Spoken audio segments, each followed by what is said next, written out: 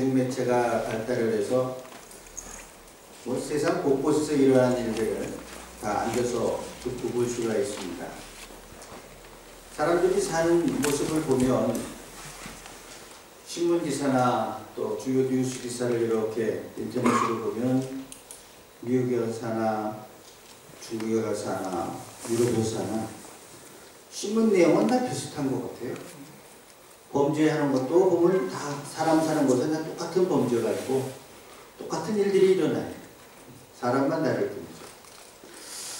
과연 우리가 사는 세상이 어떤 것이고 또 그리스도인들이 사는 세상은 어떤 것일까?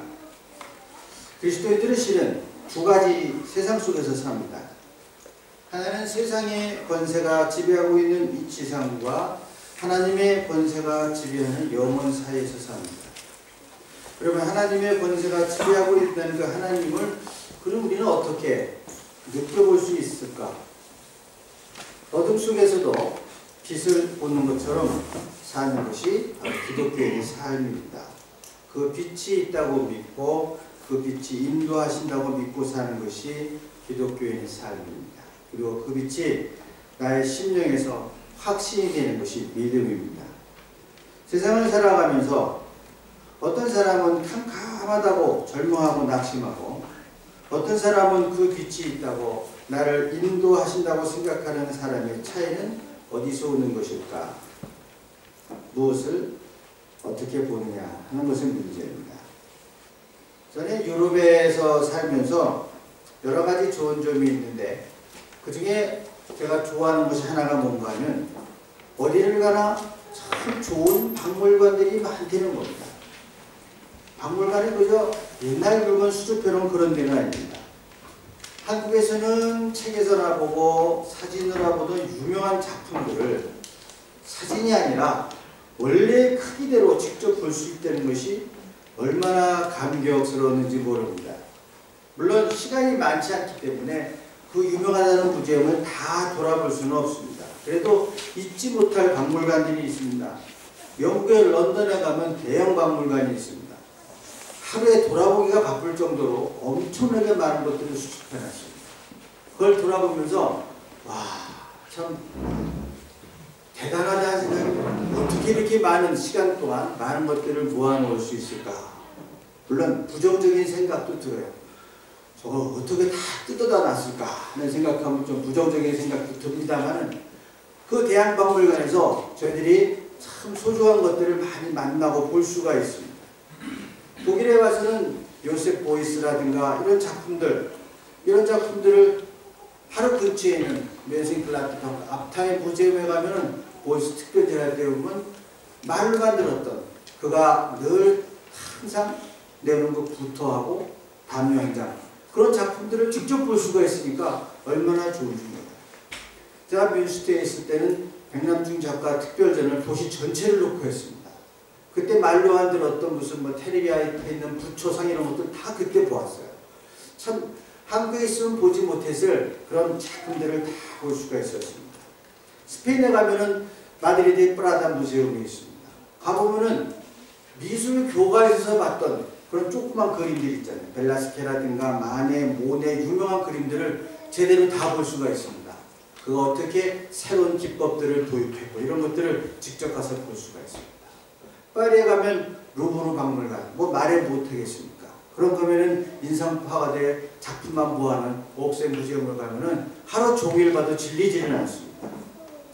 그런데 이렇게 무제움이라든가 이런 게 관심 있는 사람들은 그걸 보면은 너무너무 반갑고 좋은 거예요. 그러나 관심이 없는 사람들한테는요, 박물관 가는 게 얼마나 지겨운지 모릅니다. 차라리 옆에 있는 동물원 가는 게 낫습니다. 그런 거예요. 어떤 사람이 박물관에서 제가 좋아하는 작품을 만나는 곳을 이렇게 했어요. 그 작품과의 첫 만남은 자기 아내를 만나 첫 키스를 할 때와 같다 라고 표현할 정도로 그렇게 짜릿해지는 거예요. 그런 아름다움의 시 한 편 같은 추억, 그리고 사랑에 대한 갈망과 향수 이런 것으로 표현을 합니다. 신앙생활도 바로 이런 만남과 기억으로 이어집니다. 판토마임을 하는 어떤 극에서 탁구로 흉내내는 모습을 볼 수가 있었습니다. 탁구 공은 없는데 두 사람 다 탁구 빠따를 들고 탁구 다이도 있습니다. 그 주사위에 나와서 정말 탁구를 치듯이 운동을 합니다.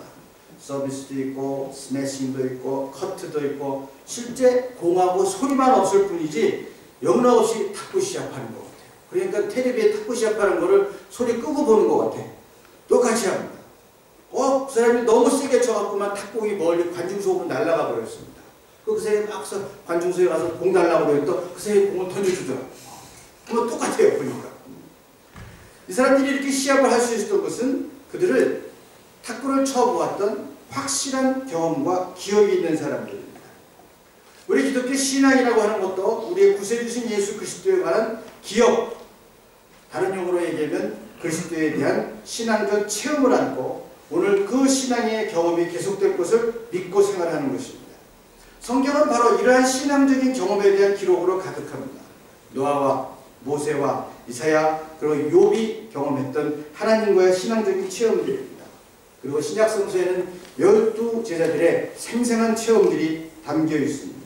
바로 이러한 체험들이 우리의 신앙의 기억을, 신앙의 내용을 구성하고 있는 것입니다. 이 체험은 허구나 환상이 아니라 그들의 구체적인 삶 속에서 경험한 것이었고 고백이었습니다. 이 기억들과 체험과 고백이 없다고 한다면 우리의 신앙은 참 허전하고 힘이 없었을 것입니다. 이것이 기록된 것이 바로 성령의 감동으로 기록된 성경의 말씀이기도 합니다. 오늘 말씀에서 예수님은 희망의 근거와 하나님과 하늘나라에서의 영생을 말씀하십니다. 기독교인들은 하늘의 소망을 갖고 삽니다. 지금 여기의 삶을 무시하거나 소홀히 하지도 않습니다. 그렇다고 여기 있는 삶에만 이게 전부라고 생각하고 집착하거나 탐닉하지 않습니다. 이 지상과 영원 사이에서 지금 여기에 현실이 비록 팍팍하고 어려울지라도 하늘나라에 대한 소망을 같이 갖고 삽니다. 두 세계에 산다고 말할 수 있겠습니다. 지금 눈에 보이는 세상에서 때로 힘들고 괴로워도 감사한 마음으로 살고 행복한 삶이 되도록 기도하고 보이지 않는 영원한 세상을 보이지 않는다고 무시하거나 간과하지 않고 그 영원한 세상을 바라보고 오늘의 삶을 새롭게 만들어가려고 하는 것입니다. 그래서 기독교인들의 삶은 마치 두 세계의 영혼과 현재의 삶 속에서 진도하는 삶과도 같다고 할 수 있겠습니다. 믿음은 모든 것을 소망할 수가 있습니다. 세상은 내가 이루어 놓은 것만큼만 인정하지만 믿음은 내게 있는 그대로를 인정해 줍니다. 예수님께서 오늘도 영생을 얘기하지만 영생을 얻을 사람들은 무슨 학벌이 있어야 된다든가 뭐가 있어야 된다든가 세상에 아무런 조건이 없습니다. 그냥 있는 그대로 우리를 받아주시는 거예요. 영생을 받는 조건으로 어떤 다른 조건이 없습니다. 그냥 받아주십니다. 있는 그대로를 인정해요. 존재하는 것만으로도 행복합니다. 당시 거기 있는 것만으로도 감사합니다. 세상은 돈이 있어야 행복하다고 말하지만 영원한 세계에서는 하나님과 재물을 동시에 섬길 수 없다고 말합니다. 지상과 영원 사이에 사는 기독교인들은 이 영혼을 통해 이 지상의 삶을 항상 다시 새롭게 보고 새롭게 시작하는 것입니다. 현실과 가능성 사이에 사는 것입니다. 이것을 주님은 영생이라고 표현했습니다. 영생이라고 하는 것은 영원히 죽지 않고 사는 것이 영생이 아닙니다. 영생은 하나님 나라의 삶이고 그 하나님의 나라의 삶, 우리가 죽어서 가는 영원한 하나님 나라뿐만이 아니라 지금 여기서 하나님이 통치하시는 하나님 나라의 삶을 사는 것 또한 영생의 삶이라고 했습니다. 이 지상의 삶이 영혼에 비춰져서 새로운 의미를 찾게 되고 그래서 감사하고 찬성하고 행복한 삶이 되는 것이 영생입니다. 오늘 이사야에서 말씀하신 내가 영원한 상으로 너에게 긍휼을 베풀겠다 하신 그 말씀, 이 사랑 가운데 사는 것입니다. 그 하나님의 영원한 사랑이 예수 그리스도를 통해서 우리에게 이 지상에 계시되었고 그 계시의 역사적 사건이 바로 우리들의 죄를 대신해서 주님이 달리신 십자가의 사건입니다. 이 사순절 기간에 우리는 십자가를 묵상합니다. 이 십자가의 사건이 성경에 있는 이야기가 되거나 다른 사람들이 하는 고백이 되는 것이 아니라 나의 고백이 될 때에만 그분이 나를 위해서 죽으신 것이고 나의 죄가 이만큼 무거운 것이었고 내가 그 삶을 새로 살 수 있는 영생의 삶을 내가 고백하지 않는 한 우리는 영원히 이 교회 밖에서 소속이는 꼴밖에 안 됩니다. 십자가의 사건이 나의 고백과 나의 사건이 되지 못하면 한참 배가 고플 때 냄새가 솔솔 나는 식당 앞에서 왔다 갔다 식당 언저리를 맴도는 것과 같습니다. 이 십자가의 사건이 나의 사건이 될 때에만 우리는 그 식당에 들어가서 배불리 먹을 수가 있다 했습니다. 이 사랑, 이 은혜에 의지해 사는 것이 바로 신앙입니다. 이 은혜 때문에 지상의 삶이 영원한 삶으로 이어질 수 있는 것입니다. 이사야에서 약속하신 대로 내가 너를 결코 떠나거나 버리지 않겠단 말이에요. 영원히 은혜를 베푸겠다. 이 약속 가운데 들어가는 것입니다. 세상은 뛴 놈 위에 나는 놈이 있다고 항상 이런 긴장 가운데 살아야 하지만 우리는 최선을 다하고 열심히 살지만 결과는 은혜에 맡기고 삽니다. 세상을 어떻게 다 한다고 그렇게 살 수가 있습니까? 뛰는 놈이 나는 놈이 있다. 참 무서운 얘기예요. 항상 경계해야 돼요. 세상 말로 하면 너 등 뒤를 조심하는 거야. 언제 뒤통수 맞을지 모르니까. 뛰는 놈이 나는 놈이 있다. 생각하면 참 기분 나쁜 얘기예요.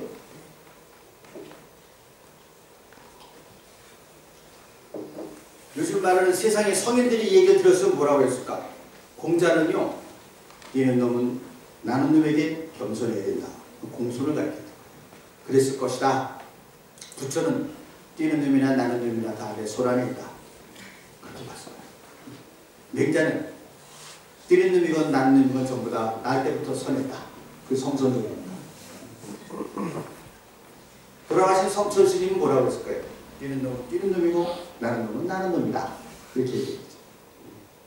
햄릿은 뛰느냐 마느냐 이것이 문제다. 우리는 뭐라고 그럴까요? 뛰는 놈보다 나는 놈보다 더 실력 있는 놈이 있습니다. 붙어가는 놈입니다. 붙어 있으면 파리도요.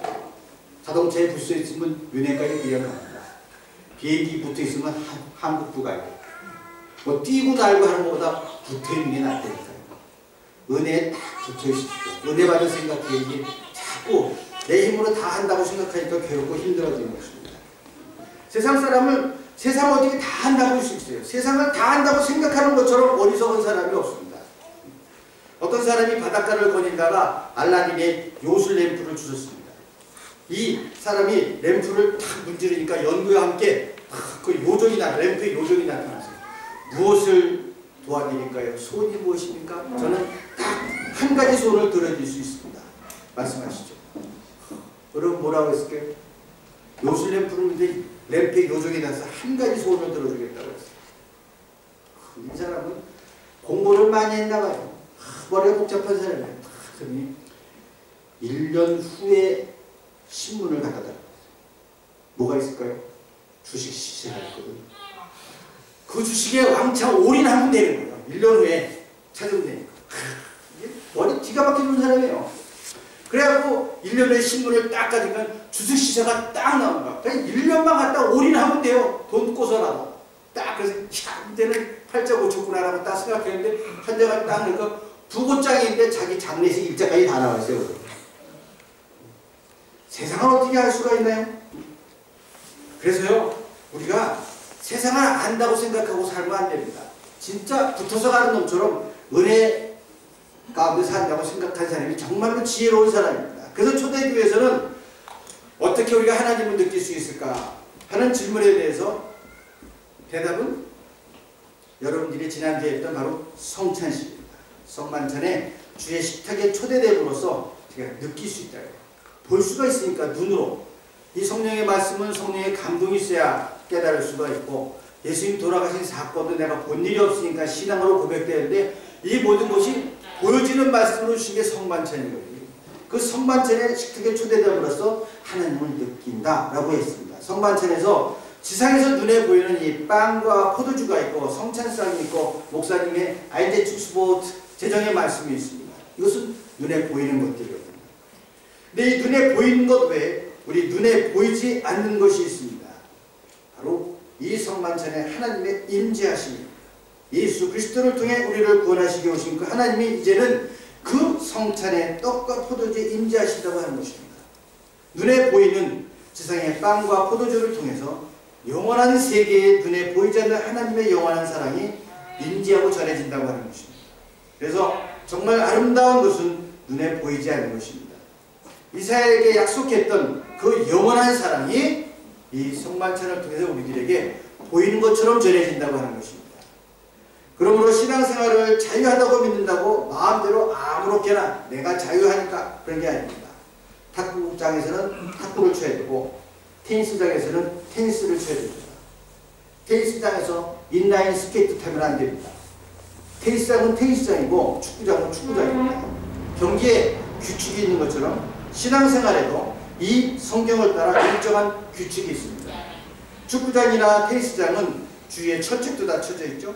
규칙을 어긴 경기를 이단이라고 합니다.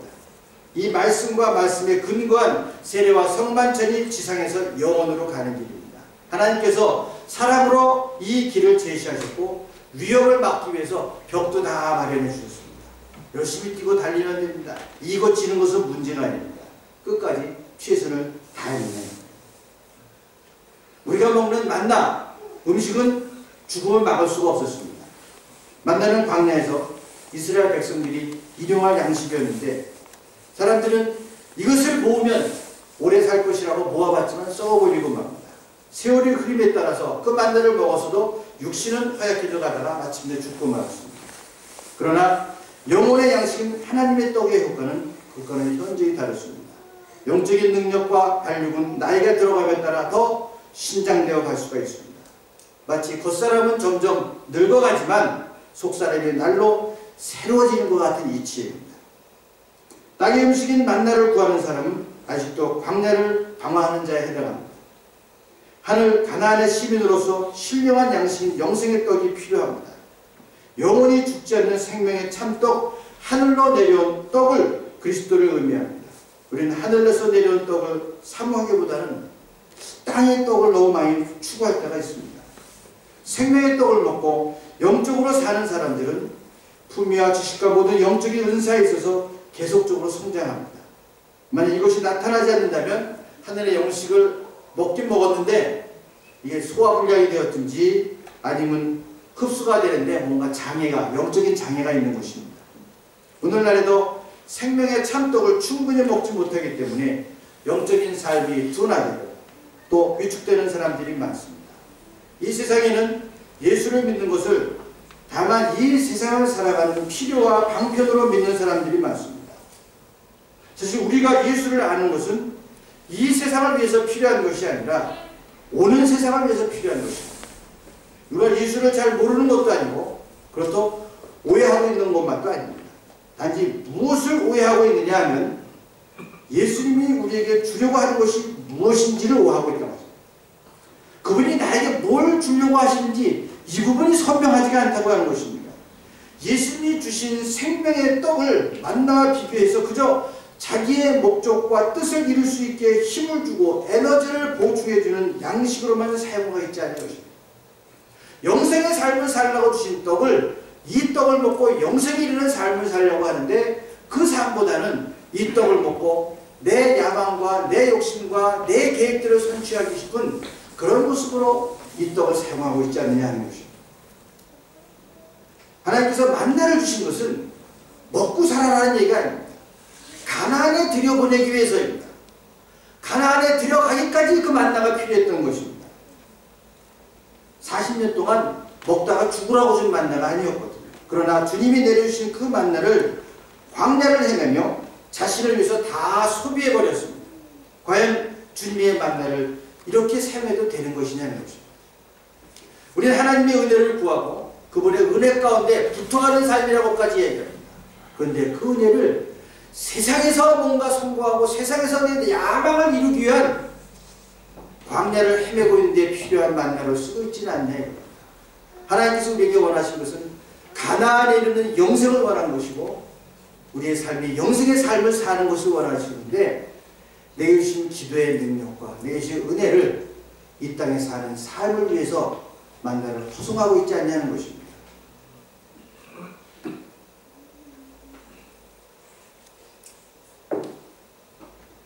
제가 지상에서 영원으로라고 하는 제목을 아주 좋아서 썼습니다. 이 영화 제목이에요. 1953년에 나온 영화인데 나이 드신 분들은 아마 자식 하이눈이라든가 사계절의 사나이라든가 노인과 바다를 만든 그 프레트 진네만 감독이 53년 작품으로 지상에서 영혼이라고 하는 그런 영화가 있습니다. 2차 세계대전 직전에 이 하와이 진주만 공습을 하기 직전의 이야기였습니다. 거기에 이등병이 하나가 와요. 사람은 프로이스라는 사람인데 권투 비들급 챔피언이었습니다. 근데 이게 시합을 하다가 제 친한 친구가 한 대 맞았는데 그만 눈이 멀어버렸어요.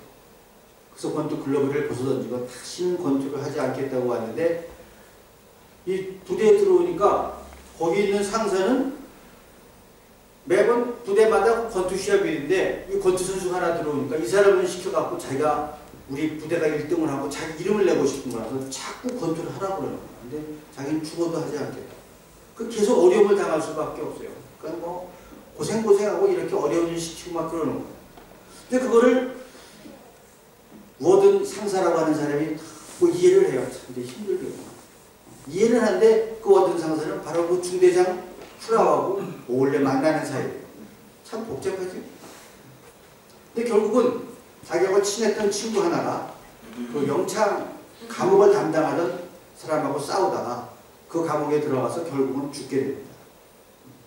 그것을 너무 안타깝게 여기는 거예요. 그 자기는 피신했다가 도망을 나갔다가 진주만 공습이 있으니까 자기 부대를 돌아가야 돼요. 그 부대를 돌아가는데 그만 이 잘못 오인 사격을 해서 총을 맞고 죽습니다. 아주 복잡해요. 그거 보면서 마음이 착잡한 그런 영화예요. 너무 안타깝고. 그래서 마지막 장면이 뭐냐면요. 그 워든 상사의 부인하고 이 죽은 프로이스를 살아가던 엘바라 여인이 배를 타고 그냥 진주만 폭격으로 아주 엉망이 되어버린 그 항구를 떠나는 거예요. 떠나면서 서로 모르는데 얘기를 하는 거예요.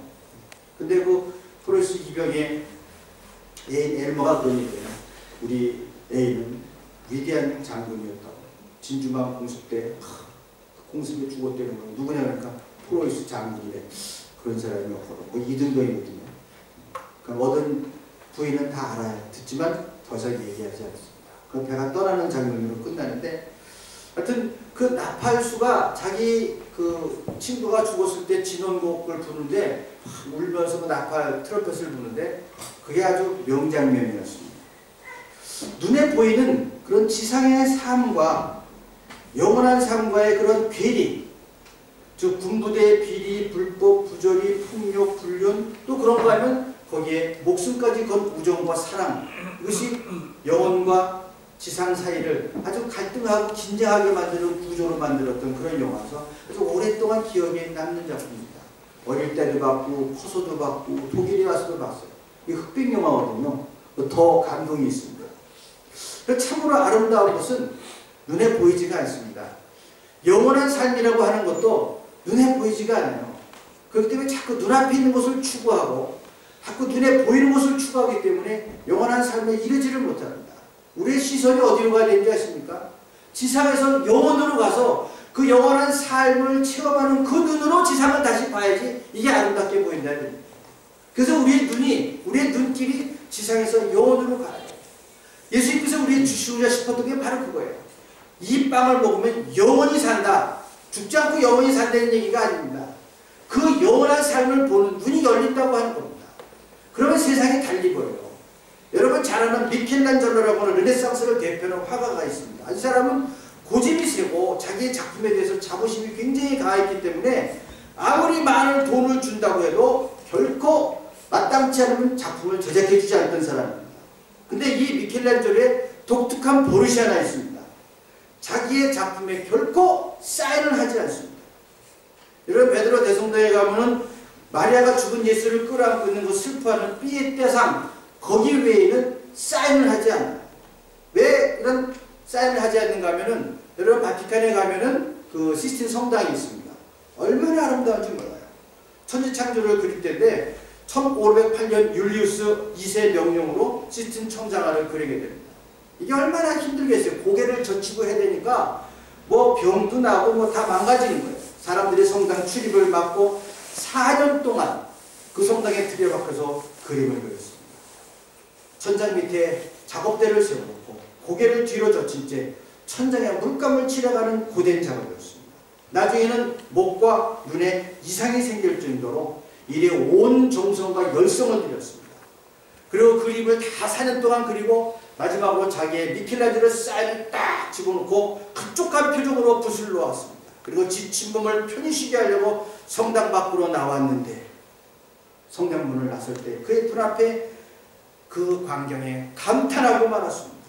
눈부신 햇살과 푸른 하늘, 높게 나르고 있는 새들, 아무리 뛰어난 화가라도 눈앞에 있는 대자연의 모습을 제대로 표현할 수가 없겠구나 생각이 들었습니다.